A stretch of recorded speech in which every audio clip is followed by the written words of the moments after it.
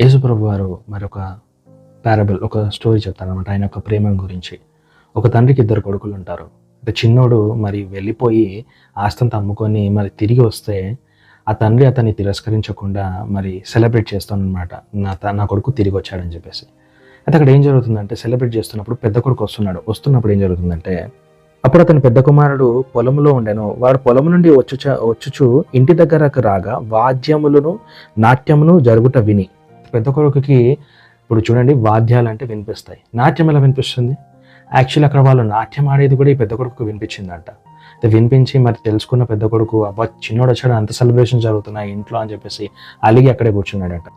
అయితే అతడు కోపపడి లోపలి నొల్లకపోయాను కనుక అతని తండ్రి వెలుపలకు వచ్చి లోపలికి రమ్మని బతుమాలుకొనెను. అయితే తండ్రి రివర్స్ వచ్చి అన్నాడంట, అరే రా లోపలికి అని చెప్పేసి. అయితే పెద్ద కొడుకుకి నచ్చట్లేదంట చిన్న కొడుకు మరి నాట్యం ఆడుతూ గానాలు చేస్తుంటే. హల్లెలూయా.